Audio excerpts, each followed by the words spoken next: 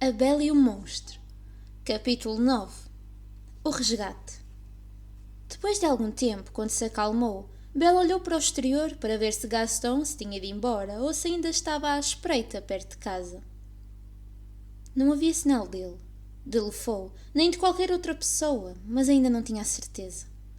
Incomodava-a profundamente que Gaston, ou qualquer outra pessoa, se atrevesse a assediá-la com atenções não solicitadas. Espero que chegue o dia, disse para si mesma, em que este tipo de comportamento seja mal visto e punido pela sociedade. Já se foi embora? Perguntou às galinhas e aos outros animais domésticos que considerava quase parte da família. Foi atendendo às suas necessidades, mantendo-se atenta a qualquer movimento estranho. Conseguem imaginar? Acrescentou avançando para o pátio das traseiras.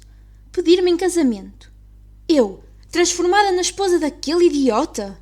Conseguem imaginar-me como Madame Gaston? Nem pensar! Depois, Bela foi para o belo prado que rodeava a sua casa, aquele onde vegetava o arado mecânico do pai. Precisava de estar ao ar livre para se libertar, para mergulhar na natureza e recuperar a sua paz. Ali, no meio da relva fria, com alguns vestígios de neve, mas com o sol no rosto e o suave murmúrio do vento, a rapariga tentava refletir sobre o que acabara de acontecer. Mas era difícil, porque estava demasiado irritada para pensar com clareza. Não sei como é que aquele idiota pôde pensar que eu me casaria com ele, disse Bela para si mesma, indignada. Ele não sabe nada sobre mim, sobre os meus sonhos e esperanças. Não tem qualquer interesse neles e certamente não os compreenderia, tal como não compreendo o meu amor pelos livros. Teria um ataque se soubesse que eu quero ser escritora como a minha mãe e tentaria proibir-me, pensou. Mas nada disso irá acontecer, porque não me vou casar com ele de maneira nenhuma. Parou junto a uma erva daninha, que embora ainda não fosse tempo, estava determinada a florescer. Não era a única. Algumas gramineias selvagens e até um dente de leão mostravam já novos rebentos. Já sentiram o cheiro da primavera, como eu? Disse para si mesma. Estudou aquelas plantas com atenção e interrogou-se. O que é que o Gaston viu em mim? Não há muitas raparigas na aldeia que acham que casar com ele, cuidar dele e admirá-lo seria como subir aos céus? Então por que é que me escolheu a mim? Serei eu o troféu que falta na sua coleção? Receio que seja isso.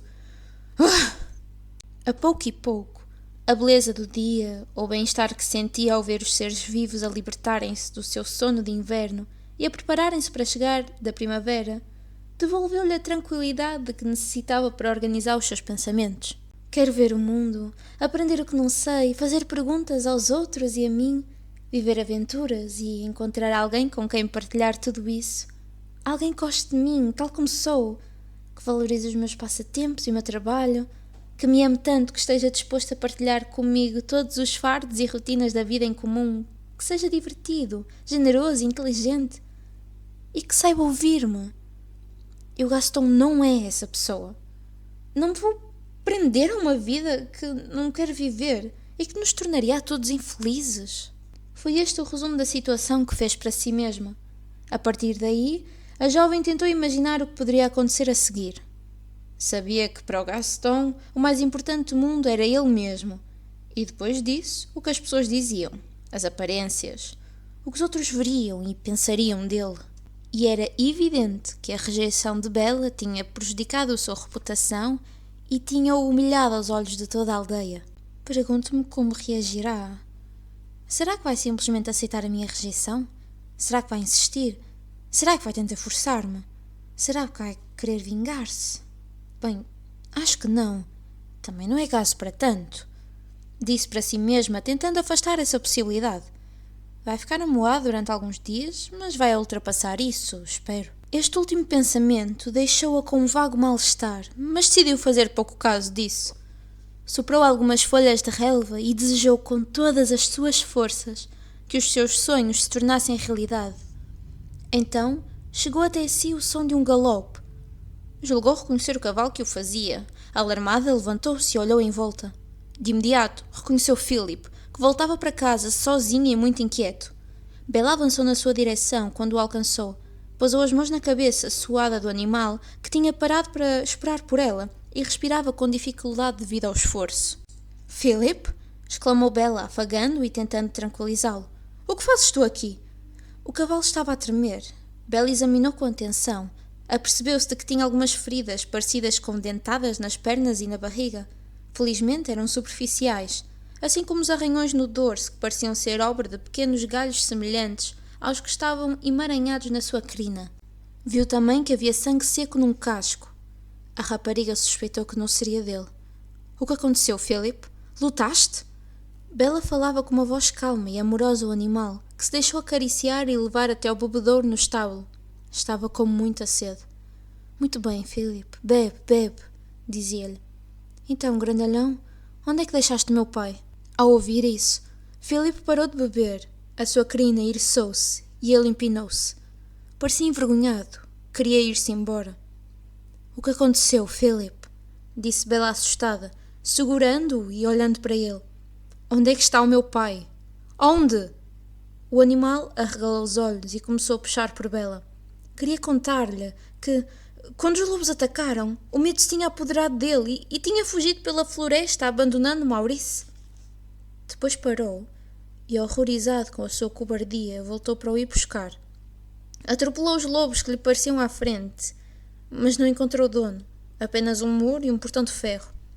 Estava trancado.